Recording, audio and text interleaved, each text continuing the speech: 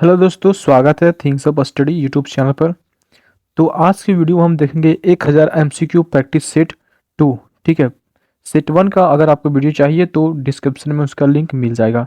ठीक है, और अंत में आप लोग बताइएगा कि आपने कितना स्कोर किया। चलिए वीडियो को शुरू करते हैं। जैसे कि यहाँ पहला क्वेश्चन लिखा हुआ है कि निम्नलिखित में से किसे देवनाम प्रिय के नाम से जाना जाता था। तो देवनाम प्रिय नहीं, यहाँ पे होगा देवनाम प्रिय। ठीक है, देवनाम प्रिय के नाम से किसे जाना जाता था। तो इसका जो आंसर होगा वो हो जाएगा ऑप्शन नंबर डी, अशोक को जाना जाता था देवनाम पीरी के नाम से। ठीक है, अगला क्वेश्चन देखते हैं यहाँ पे कि भगत सिंह सुखदेव और राजगुरु किसको, भगत सिंह सुखदेव और राजगुरु को कब फांसी दी गई थी। तो भगत सिंह सुखदेव और राजगुरु को जो फांसी दी गई थी वो दी गई थी 23 मार्च 1931 को। कब दी गई थी, तो 23 मार्च 1931 को दी गई थी। ऑप्शन ई इसका राइट आंसर हो जाएगा।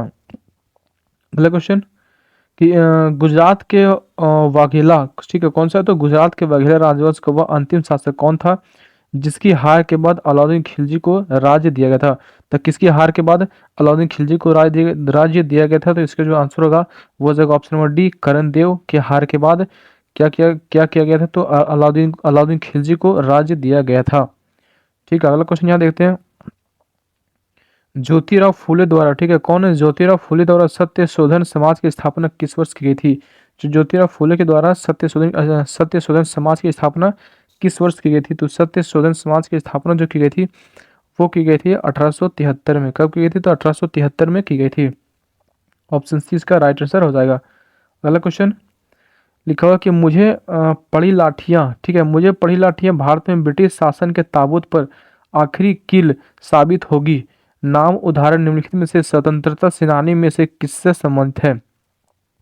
तो मुझे पड़ी लाठियाँ जो है भारत में ब्रिटिश शासन के ताबूत पर आखिरी कील साबित होगी। ठीक है, नाम उदाहरण निम्नलिखित स्वतंत्रता सेनानी में से किससे संबंधित है। तो उसका जो आंसर हो जाएगा वो हो जाएगा option number C, Lala Lajpat Rai से संबंधित है। किससे, तो लाला लाजपत राय से संबंधित है। ऑप्शन सी क्या होगा, राइट आंसर हो जाएगा। तो यहाँ पे हम अगला क्वेश्चन देखते हैं। जैसे कि बोला गया है कि पिस्तौल और बम इनकलाब नहीं लाते। क्या लिखा है कि पिस्तौल और बम इनकलाब नहीं लाते बल्कि इनकलाब की तलवार विचारों की शान पर तेज होती है और यही चीज थी जिसे हम प्रकट करना चाहते थे। यह वाक्य निम्नलिखित स्वतंत्रता सेनानी में से किसका है। ठीक है, तो इसका जो आंसर हो जाएगा वो हो जाएगा option number B, Bhagat Singh का था। किसका था, तो भगत सिंह का था। अगला क्वेश्चन, गुप्त काल के दौरान सोने के सिक्कों को निम्नलिखित में से किस नाम से पुकारा जाता था। तो सोने के सिक्कों को किस नाम से पुकारा जाता था गुप्त काल के दौरान, तो किस नाम से पुकारा जाता था। तो इसका जो आंसर होगा वो हो जाएगा ऑप्शन नंबर बी, दिनार। दिनार के नाम से पुकारा जाता था। दिनारस लिखा हुआ यहाँ पे, दिनारस नहीं होगा, यहाँ पे दिनार होगा। दिनार के नाम से पुकारा जाता था। अगला क्वेश्चन देखते हैं यहाँ पे। जैसे कि लिखा हुआ है वर्ष 1774 ईस्वी में प्रसिद्ध रोहिला युद्ध में, कौन सी, रोहिला युद्ध में रोहिला को अवध के किस नवाब से हराया था, किस नवाब ने हराया था। ठीक है, यहाँ बोला गया कि वर्ष 1774 ईस्वी में प्रसिद्ध रोहिला युद्ध में रोहिला को अवध के किस नवाब ने हराया था। तो किस नवाब ने हराया था, तो इसका जो आंसर होगा वो हो जाएगा option number B, Shuja Uddaula. किसने हराया था, तो शुजा उदौला ने हराया था। ऑप्शन बी इसका राइट आंसर हो जाएगा। अगला क्वेश्चन, हल्दी घाटी के युद्ध में किस सम्राट की सेना ने महाराणा प्रताप से युद्ध किया था। तो हल्दी घाटी के युद्ध में किस सम्राट में महाराणा प्रताप से युद्ध किया था। तो महाराणा प्रताप से कौन युद्ध किया था, तो वो था अकबर। ठीक है, हल्दी घाटी का युद्ध जो हुआ था वो महाराणा प्रताप और अकबर के बीच हुआ था। तो ऑप्शन डी इसका राइट आंसर हो जाएगा। अगला क्वेश्चन देखते हैं कि प्रतापगढ़ की लड़ाई में छत्रपति शिवाजी द्वारा निम्नलिखित में से कौन मारा गया था। तो छत्रपति प्रतापगढ़ में जो लड़ाई हुई थी उसमें छत्रपति शिवाजी के द्वारा निम्नलिखित में से कौन मारा गया था। तो इसका जो आंसर होगा वो हो जाएगा ऑप्शन बी, अफजल खान।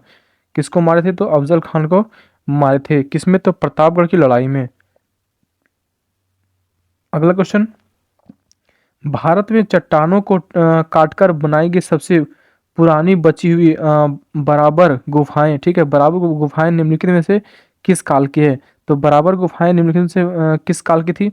तो इसका जो आंसर होगा वो हो जाएगा ऑप्शन नंबर ये, मौर्य साम्राज्य। क्या है, मौर्य साम्राज्य काल का था बराबर गुफाएं। ठीक है, अगला क्वेश्चन यहाँ देखते हैं कि कल्हण ने 12वीं शताब्दी में कश्मीर के राजा पर एक पुस्तक का लेखन किया है जिसका नाम क्या है। तो कल्हण का पुस्तक का नाम क्या था, राज तरंगिणी। ठीक है, क्या था, राज तरंगिणी। ऑप्शन बी इसका राइट आंसर हो जाएगा, राज तरंगिणी। अगला क्वेश्चन, जीत का सबसे ऊंचा और बड़ा प्रतीक बुलंद दरवाजा किस शासक ने बनाया था? तो जीत का सबसे ऊंचा और बड़ा प्रतीक जो बुलंद दरवाजा है वो किस शासक ने बनाया था? तो इसका जो आंसर होगा वो होगा अकबर ने बनवाया था। ऑप्शन सी इसका राइट आंसर हो जाएगा। किसने? तो अकबर ने बनवाया था। अगला, गुरु गोविंद सिंह, ठीक है, गुरु गोविंद सिंह सिखों के कितने गुरु थे? कौन से गुरु थे? 10वें थे या 5वें थे या 9वें थे या 8वें थे? तो इसका जो आंसर होगा वो हो जाएगा ऑप्शन बी, 10वें गुरु थे। ठीक है, गुरु गोविंद सिंह सिखों के 10वें गुरु थे। ठीक है, कितने थे? तो 10वें गुरु थे। अगला क्वेश्चन, प्रदूषण पर्यूषण समुदाय के किस एक महत्वपूर्ण पर्व है? पर्यूषण, ठीक है, कल क्या लिखा हुआ? पर्यूषण किस समुदाय के लिए एक महत्वपूर्ण पर्व है? तो पर्यूषण जो है वो किस समुदाय का हो जाएगा? तो वो जैन का। ठीक है, जैन समुदाय के लिए महत्वपूर्ण पर्व है। कौन है? पर्यूषण।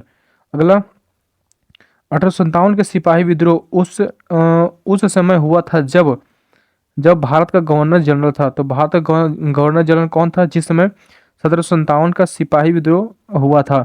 तो कौन था उसमें गवर्नर जनरल? तो इसका जो आंसर होगा वो हो जाएगा ऑप्शन सी, लॉर्ड कैनिंग था। कौन था? लॉर्ड कैनिंग था उसमें, जिसमें 1857 का सिपाही विद्रोह हुआ था। अगला क्वेश्चन,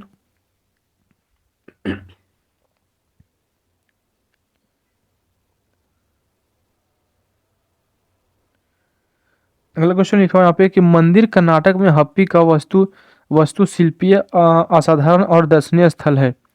कौन मंदिर, ठीक है, कौन सा मंदिर कर्नाटक में हम्पी या वास्तुशिल्पीय असाधारण और दर्शनीय स्थल है? तो कौन सा मंदिर है? तो इसका जो आंसर होगा वो हो जाएगा ऑप्शन नंबर ये, विट्ठल मंदिर। कौन है? तो विट्ठल मंदिर कर्नाटक में हम्पी का वास्तुशिल्पीय असाधारण और दर्शनीय स्थल है। ठीक है, अगला क्वेश्चन यहाँ देखते हैं कि सिख धर्म ग्रंथ के पहले आधिकारिक आधिकारिक संस्करण आधिकारिक संस्करण यादी ग्रंथ को पांचवें सिख गुरु ने संकलित किया था। तो पांचवें सिख गुरु कौन थे? तो इसका जो आंसर होगा वो हो जाएगा ऑप्शन सी, गुरु अर्जुन देव ने संकलित किया था। तो क्या संकलित किया था? तो सिख धर्म के पहले आधिकारिक संस्करण आदि ग्रंथ, ठीक है, कौन? आदि ग्रंथ को पांचवें सिख गुरु गुरु अर्जुन देव ने संकलित किया था।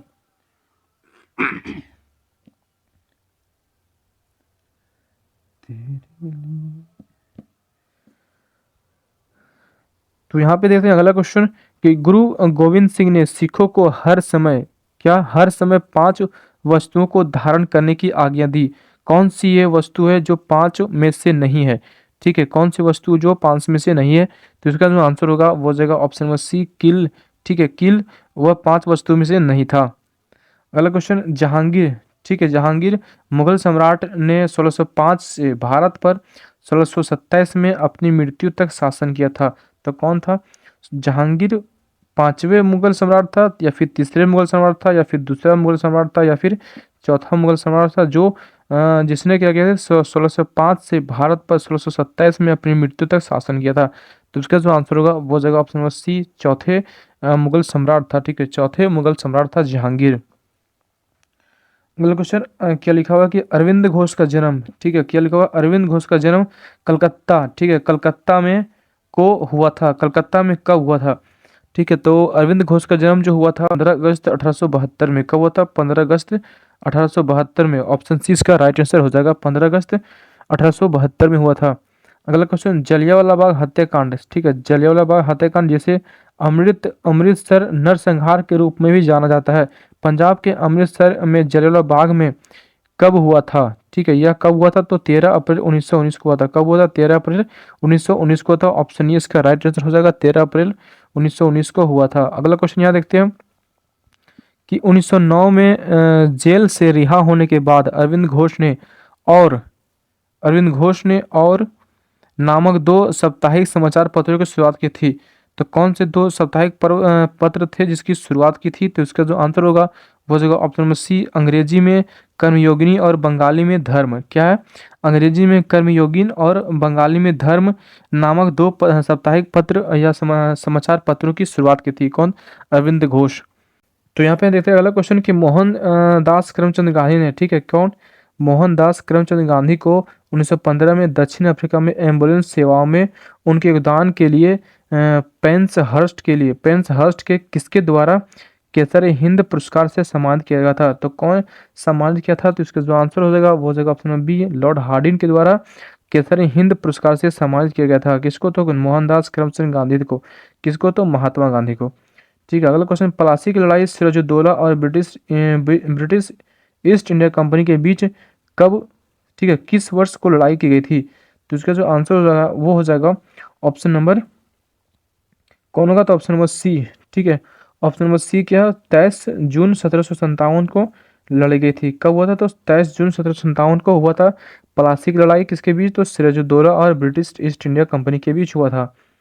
अगला क्वेश्चन, गोल गुम्बज भारत के किस राज्य में स्थित है? तो गोल गुम्बज जो स्थित है वो स्थित है कर्नाटक में। ठीक, ऑप्शन डी इसका राइट आंसर हो जाएगा, कर्नाटक में स्थित है। अगला क्वेश्चन, भारतीय राष्ट्रीय कांग्रेस 19वें सत्र के अध्यक्ष कौन थे? तो भारतीय राष्ट्रीय कांग्रेस 19वें सत्र के अध्यक्ष कौन थे? तो इसका जो आंसर होगा वो हो जाएगा ऑप्शन नंबर सी, लाल मोहन घोष। कौन थे? तो लाल मोहन घोष इसके अध्यक्ष थे, 19वें सत्र के अध्यक्ष थे। अगला क्वेश्चन, आइन ए अकबरी कौन है? आइन ए अकबरी के लेखक कौन थे?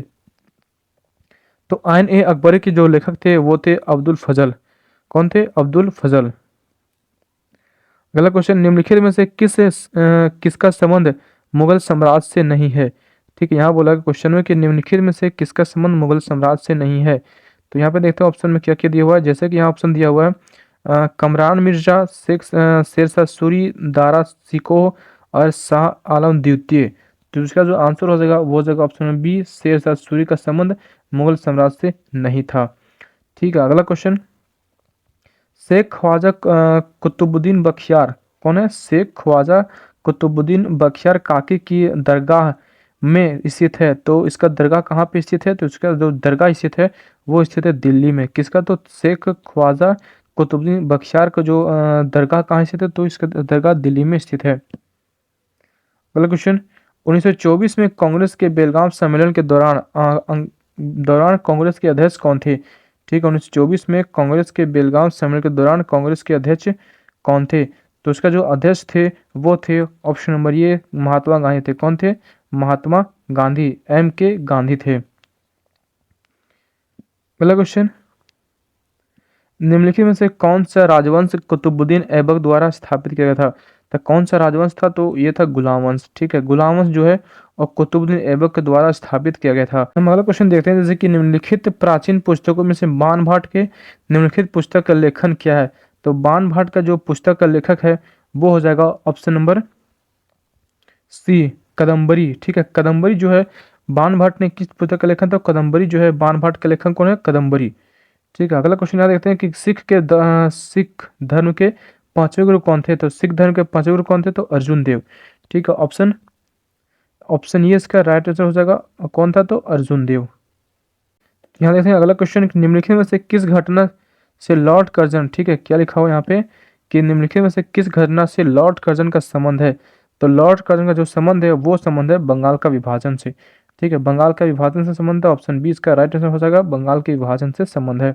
अगला question, British east India company ने भारत में निम्नलिखित में से कौन सा पहला किला बनवाया था? तो ब्रिटिश ईस्ट इंडिया कंपनी जो है भारत में सबसे पहले जो किला बनवाया था वो बनवाया था फोर्ट सेंट जॉर्ज। क्या है? फोर्ट सेंट जॉर्ज किला बनवाया था। तो यहाँ पे हम अगला क्वेश्चन देखते हैं कि भारत में राष्ट्रीय आंदोलन के संदर्भ, क्या लिखा हुआ? भारत के राष्ट्रीय आंदोलन के संदर्भ में पुनः समझौता का हस्ताक्षर कब हुआ था? तो पुनः समझौता पर जो हस्ताक्षर हुआ था वो हुआ था 1932 में। कब हुआ था? 1932 में हुआ था और ऑप्शन डी इसका राइट आंसर हो जाएगा। तो यहाँ पे अगला क्वेश्चन देखते हैं कि मध्यकालीन भारत के संदर्भ में, क्या है? मध्यकालीन भारत के संदर्भ में निम्नलिखित में से कौन सा युग्म सही है? तो इसका जो आंसर होगा वो हो जाएगा ऑप्शन नंबर सी, दुआर्ते बरबोसा जो है पुर्तगाल से था। ठीक है, दुआर्ते बरबोसा जो पुर्तगाल से नहीं था। इसका जो आंसर हो जाएगा ऑप्शन सी इसका गलत हो जाएगा, सही युग्म नहीं हो जाएगा। ठीक है, अगला क्वेश्चन, निम्नलिखित में से कौन सा 15वीं शताब्दी के दौरान असम में वैष्णव संप्रदाय के मुख्य समर्थकों में से एक था? तो इसका जो आंसर हो जाएगा वो हो जाएगा ऑप्शन बी, शंकरदेव। इसका आंसर क्या होगा? Option B, Shankardev. अगला क्वेश्चन, मुगल काल में सांस्कृतिक से, क्या है? मुगल काल में सांस्कृतिक से फारसी में अनुदित महाभारत को किस नाम से जाना जाता था? तो मुगल काल में संस्कृत से फारसी में, ठीक है, संस्कृत से फारसी में अनुदित महाभारत को किस नाम से जाना जाता था? तो इसका जो आंसर होगा वो हो जाएगा ऑप्शन सी, रजमा नामा। क्या? रजमा नामा के नाम से जाना जाता था। अगला क्वेश्चन, निम्नलिखित में से किसने चार मीनार बनवाई थी?